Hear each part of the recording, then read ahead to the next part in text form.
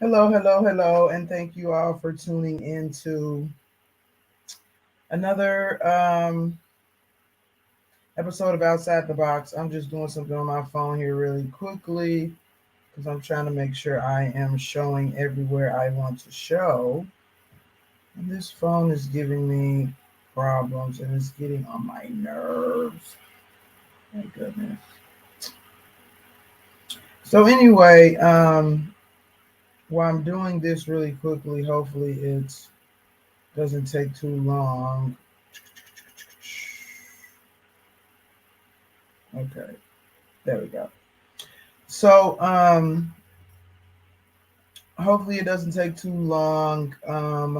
I got it. It's working, so it's not taking long at all. So thank you everybody for tuning in once again to my podcast, Outside the Box, where me, Stephanie K, also known as Sage the Coach, I like to help people to see that God is bigger than the boxes that we typically put him in. My show airs on Fridays at 12:30 p.m. CST, and you can follow me on Facebook, Twitter, Instagram, and LinkedIn. Um, so yeah, Fridays at 12:30 p.m. And today, what I want to kind of talk about is the cross between mental health and spiritual health. So I was saying before, I think I was on Instagram, I was doing a live video, and I was talking about how mental health has become much more of an issue now, um, much more in the forefront of everything we do now, especially since COVID and everything. And so I was talking, I had an appointment this morning. I was talking to a lady. She said that COVID taught us a lot of things. Some of them were not bad, some of them were good. But one of the things that it definitely did was bring mental health more to the forefront of our society. I think the stuff with the voting and George Floyd and, presidential elections and stuff kind of contributed to that too. But we definitely have more of awareness now of mental health than I think we've ever had as a nation, as a society. I know I see the difference even from when I was a kid. Um, Growing up, um, I would say not only in America but in the black community, nobody cares about how you feel. Like, now, mind you, I grew up in the 80s and the 90s, and so feelings were not a part of anything. It didn't matter how you felt about stuff. You had your responsibilities, your rules, what you were supposed to do, and that was it. So you just made sure you did what you were supposed to do. If your feelings somehow interfered with what you're doing, what you're supposed to do, then your feelings were the problem. So you need to put your feelings to the side. I know even as a kid, I went through a lot of stuff, um, mentally, emotionally, that nobody really paid much attention to. And I might go into that a little bit more as I finish this discussion, but um, mental health now is a big thing. And so I'm happy to see as a culture that we're moving that direction. Even in the church, everything was kind of boiled down to you're either evil or you're holy. If you're experiencing some type of issues, then it's evil. And you need to get on in line with God so you can get holy, so you can get saved, stuff like that. It's very, very black and white idea when it comes to mental health in the church. And then so when people were struggling with stuff, I think a lot of times they didn't even want to tell the church because it was always painted as, demonic, demonic, and something is wrong with you. So it kind of plays into this whole thing about the church a lot of the times being more concerned about putting on a facade of holiness and looking good before everybody else, as opposed to actually dealing with problems in the open and the root of the problem and things like that. So mental health plays a lot into this whole thing, because if you're coming to church and you're struggling with depression and things like that, it was automatically considered something demonic. The recipe was God. If for some reason you're not getting a hold to God in the way that you need to, then something's wrong with you. So in order for us to not look like something is wrong with us, which people are very, get really big about, how are very picky or sensitive, I would say, about how they appear to other people and how other people see them and think of them, that it was more beneficial at that time to just pretend that you had it all together when you actually did not. And so, but now in the church, they talk about mental health a lot more. So, I mean, it's funny, like as you get older, so when you're born into the world, you just kind of see the world for what it is with the time that you're born into.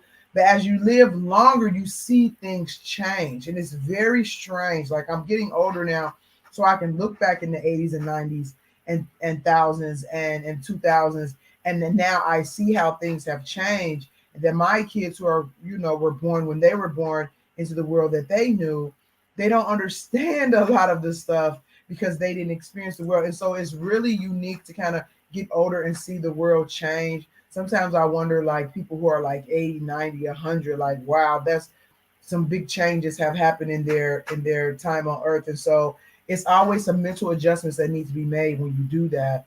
And again, some things is good and then sometimes it's bad, because I can see, even though we're moving into a more positive direction in society when it comes to mental health, I now see that we're kind of going a little bit too far with some things, which I will talk about next week. So anyway, so I see in the church now they talk about mental health a lot more. As a matter of fact, I attended a conference last year where a lady came on. Oh, I wish I could remember her name. She was very, very good, and I know she has her own podcast.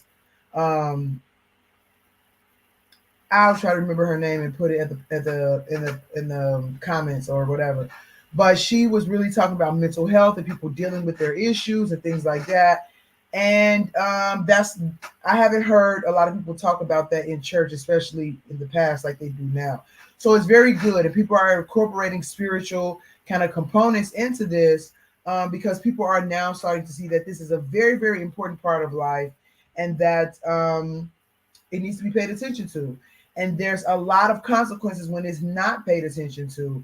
For example, violence, school shooters, mass shooters, dysfunctional homes, and then people grow up and they can't function in the workplace and they get on drugs. I mean, it's a whole spectrum there of issues that can come from not paying attention to your mental health. And so, when I first got into coaching, I was very much into like dealing with spiritual issues, because a lot of times people don't understand how their spiritual issues connect to their everyday problems and the struggles that they have.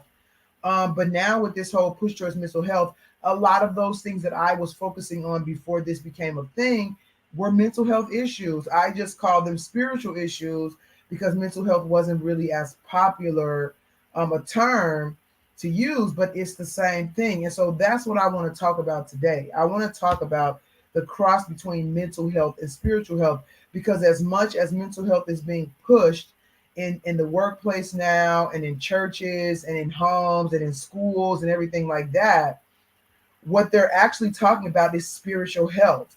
And mental health and spiritual health are the exact same things. And this is what the Bible was talking about when it says to renew your mind. It is talking about mental health. And so, and I say this before, I have said this before, that there's a lot of things in the Bible. There is so much wisdom in the Bible. Even if you don't believe in God, even if you don't believe in religion, things like that, there is so much undeniable wisdom in the Bible that you can learn from, that it's almost sad or slightly foolish to not pay attention to those things, because these things were written thousands, in some cases, thousands of years ago. And we're just now catching up to the relevance of what those things meant all these years ago. So, for example, in the Old Testament, when God had the Israelites doing all this washing, and you can't eat this and you can't eat that, you have to do this and how to do that, they didn't know about germs and bacteria back then. But now, all these years later, we're seeing that what God was actually telling them was to avoid germs and bacteria. Like, don't eat meat with blood in it. Like, this is a common thing that we do now, and we know the consequences of doing it, of not cooking the meat. Back then they didn't know, but this is what it was about. This was God was trying to teach them how to take care of themselves, how to avoid some certain things. And so now we not fast forward because I'm still in the Bible. When you read things in the Bible, like from the abundance of the heart, the mouth speaks. Be transformed by the renewing of your mind. When it talks about guard your heart with all diligence, because out of it flows the issues of life. These are mental health scriptures. These are scriptures that are giving you highlights into how your mental health is directly connected to the quality of your life.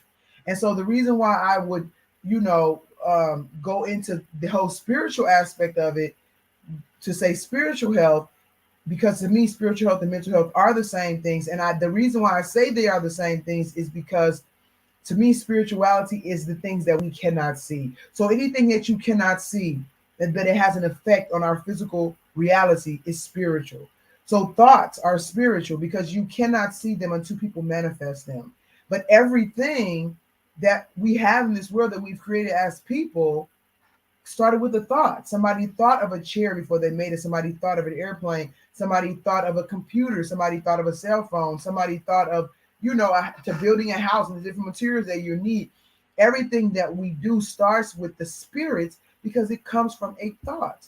And so the thought is now manifested through us and our physical, and our minds. We make decisions. We examine, we learn, and then we create that thing that we saw in our minds and bring it into real life. So the person who thought of a chair is like, I think it should have 4 legs. It should do this. It should do that. There should be something you can lean on the back or whatever. Even the person who thought of the wheel, like they thought of it in their minds first, and then they gathered the materials together and kind of constructed and played around with it until they came out with a viable finished product. And we have been evolving those things since then. So when somebody saw the first chair, they got a different idea. Oh, well, what if it doesn't have 4 legs? What if we make the legs curve and then you can rock in it? So it's like the human mind is amazing. And it just gives a testament to our godlike qualities because we are small gods and we experience godlike, I don't want to say powers, but godlike capabilities on a miniature type of scale. So the same way that God thought of mankind, thought of the world, thought of the universe first before he made us, we do the same thing. We think of it, it's a spiritual thing first, and then we bring it into fruition. The same thing comes with our mental health. So if you have a lot of baggage and issues that you're not dealing with, they become manifested into your reality.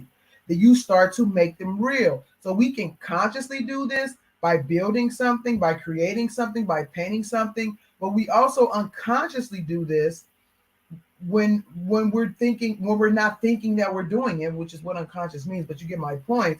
So we do it subconsciously, we do it unconsciously. So whatever you have going on in your thought life, which is spiritual because you cannot see those things, we will manifest those things into our reality. And today we're calling it mental health. But this has been around for a very, very long time. God has been talking about this for a very long time in the Bible. This is nothing new. Even when Jesus, and I can't think of the scripture right now, but he was talking about the roots. I think it was something about the tree where he was saying the roots, you have to get to the roots. This is the same principles they use in therapy and coaching and stuff like that today. You have to get to the roots of the problem if you want to fix it. So these things are in the Bible, and the Bible's old. And so they are definitely key parts to our, mental health and spiritual health. They are intricately connected. You cannot be a spiritually strong person and have really bad mental health.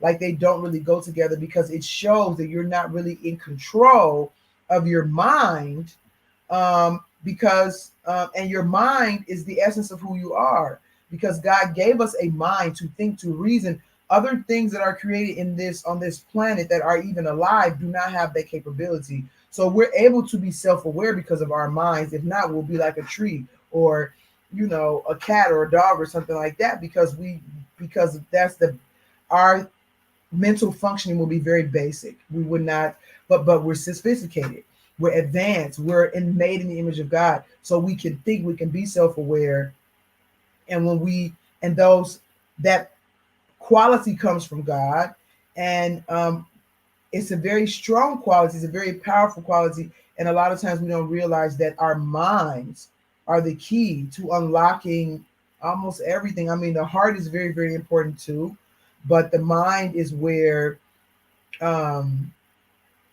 you can create things, where you really sit back and contemplate. It's the place that repentance comes from, because in order for you to repent, you have to kind of see your life and make judgments about it, make examinations about it, and that all comes from your mind.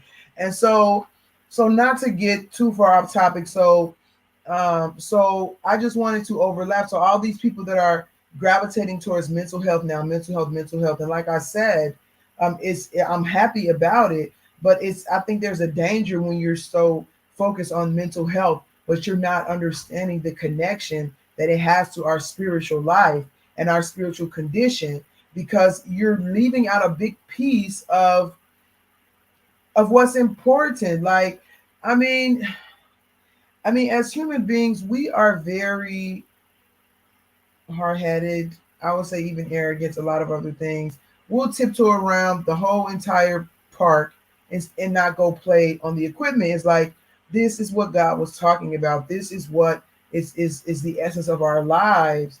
And even though we get close to some of the same principles, we still want to acknowledge mental health and not necessarily acknowledge God, and not necessarily acknowledge those bigger spiritual things that are at play in our lives, that is much bigger than just you having a good day at work, or you being able to manage your family, or you being able to make good decisions. It's much, much bigger than that. And so again, I'm happy that we're moving towards mental health as a community, as a country. But I think people should segue into connecting that to spiritual health, because God is the key. Like, I don't care how much mental health stuff you do, you go to counseling, you will improve. Don't get me wrong, because it's all belongs to God. So you can still do the right things. God doesn't block access for you reaping the benefits of your hard work because you're not necessarily believing in Him and following Him. So even if you don't follow God, but you do the mental work, you go to counseling, you work on yourself, you acknowledge you acknowledge your faults and stuff like that, you fix of that even without acknowledging God. So, but your results will be limited. And even if your results are great by working on your mental health and you seeing those benefits, but at the end of the day, you don't connect with your creator who gave you those capabilities to begin with, and then you spend eternity apart from Him, like, what is the benefit of that? So while we're working on our mental health, while we're acknowledging that mental health is definitely a very important part of life, why not use that to now find our way back to God, or find our deeper connection in God, instead of once again trying to leave Him out of something that He created, which is us and our minds and everything like that. So yeah, mental health and spiritual health are absolutely the same things. They are connected. And one thing about mental health is getting to the root of the problem. So when the Bible talks about renewing your mind, the way that you do that is by getting to the root of your problems. You figure out what is going on, because a lot of the time, and I talk about this in my books, which I'm going to do like a book launch probably by the end of this summer for some of my books, is a lot of faulty mental health comes from you believing lies. It's based on what you believe. So people will, you already have people who have been doing this for years. They have these pep talks and they want to empower your thinking, and you got to believe you can do it. It's still mental health. And it goes back to the spirit, and it still goes back to the Bible, because the Bible said, what you think, you will be. Same thing. So we have to understand the connection there. And if you are believing things that are not true, and usually the things that are not true are negative. So if you're believing that you're ugly, that you're a failure, that you're bad, that you're this, that you're that, negative things, they will affect your perspective of how you see life. And then that will affect the decisions that you make. So you have to understand that those lies need to be uprooted. And those lies are typically planted by the devil, or it's still planted by the devil, but misunderstands, because sometimes you believe stuff as kids just because you don't know any better. But then you have to grow up and understand that, oh, that conclusion that I came to when I was a kid was incorrect, because I didn't have enough knowledge to actually make a decision that huge about what these big things meant. So a lot of times with kids, when their parents divorce, they think it's their fault. But then you grow up and you understand, oh, it's not my fault. My parents are separate people from me, and everything they do doesn't have anything to do with me. But you will come to kind of faulty, limited conclusions as a kid, because you don't have enough knowledge to understand what things mean. So that is another possibility when you are believing lies. But a lot of times, even the devil is behind that too. But um, most of our faulty, most of the issues that we have when it comes to mental health come from us believing lies and negative things about ourselves, um, and about life and about other people. And they start to affect how you relate to people, how you talk to people, how you make decisions. And if you don't deal with them, they progressively get worse. Now we have people who go to malls and just shoot people, like because they have not dealt with whatever is going on in their head. I did a video last year about when Will Smith, punched Chris Rock. That was a mental health thing. Something was going on in his head that we don't know anything about, and it caused him to manifest what was going on in his head and bringing it into our natural reality, which is he used his legs to walk onto the stage and punch Chris Rock in the face. So, mental health is very important. It's connected to your spiritual health. If your mental health is not grounded in something solid and grounded in something true, because when I said we believe lies, lies are negative and they take us in a negative direction. When you believe the truth doesn't do that. The truth frees you. The Bible even says the truth will set you free. How does the truth set you free? In your mind, it's your mental health, the same thing. So when you believe the truth, it edifies you, it teaches you, it grows you, it helps you become a better person. And so you have to be grounded in something solid, which is the truth, which doesn't change. And so a lot of people try to act like truth is subjective and this is my truth and your truth and his truth. No, there's one truth. If there was not one truth to establish, say, the universe, we will all be floating around in outer space, and like our bodies would not stay in its form. So there is some truth, some solid truth that has to be the foundation of things in order for creation to thrive. There has to be a foundation of truth. If that's the case when it comes to nature, it is exactly the same thing when it comes to our mental understanding. There has to be some foundation of truth that we can ground ourselves in. When we do that, we can build on that. The Bible also talks about people who build their house on sand. This is mental stuff. This is mental stuff. This is not an actual house where you go and you try to build your house on sand. No, he's talking about mentally. If you build the foundation of your beliefs on things that are not solid, your house, which is your mind, is not going to stand. It's not going to be able to withstand. It's going to collapse at some point. So we have to understand what the truth is. And the truth about ourselves comes from God because He created it.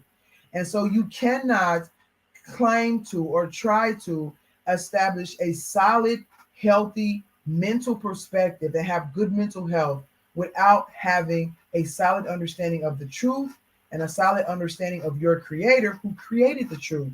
Now, don't get me wrong, it's a process. So it's not like you have to understand the truth all at one time.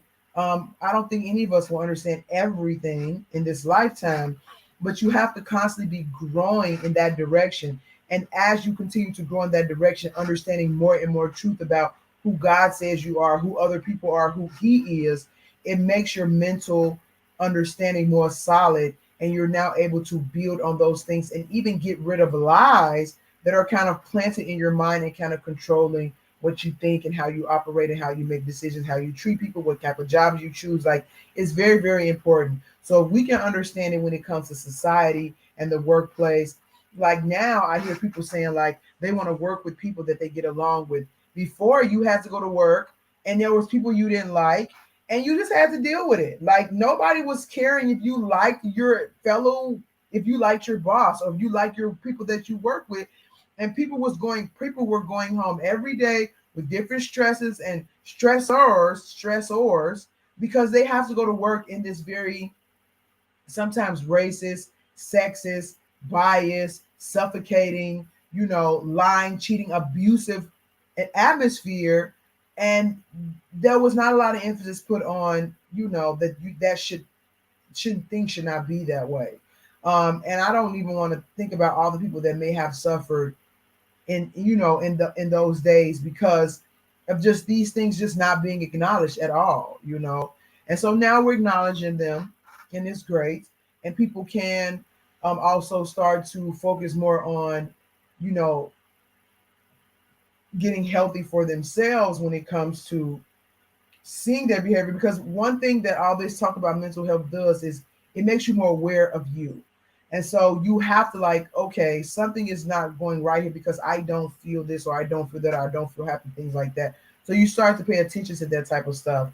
So it's making people more aware of getting to the root of stuff and not just continue to accept some certain things because that is the societal standard, or you need a job, you need a paycheck, you don't have time to be, you need to take care of your family. If your boss is a jerk, you just have to deal with it, stuff like that. So it makes you more aware of yourself. It gives you more opportunities to work on yourself and go a little bit deeper with yourself so that you can come out a more, happy, stable, functional person. And one day you don't snap and do something crazy, because people are snapping left and right these days over. I mean, it seems like it's small stuff, but it's not small stuff. This stuff has been building over time. And so with it building over time, then one day some people explode, and then it's like, oh my goodness, I never knew so and so was capable of that. But if you look back, there was always signs. There was always signs of like, something is going wrong, and people not paying attention to that yet again. But now we're paying attention to that. Now people are paying attention to their kids who's, I don't want to say everybody, but I think people are more so paying attention to their kids who stay locked off in the room all day and don't want to come out, because now we know that these kids can possibly do something drastic like get a gun and go to school and hurt somebody.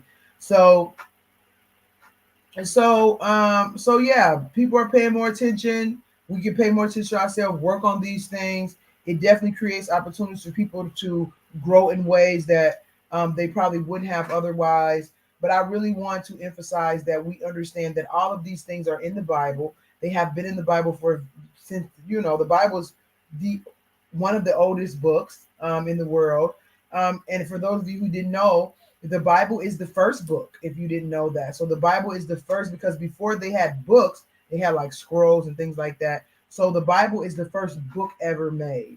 They call it the Codex. So it was the first Codex ever made, put in that binding format. And for those of you who also don't know, since then, since they started keeping track of book sales, the Bible has been the number one selling book since they started keeping track of it. They don't even put it on the bestsellers list anymore because it's always there. There's no other book that sells as many copies in a year or any significant period of time more than the Bible.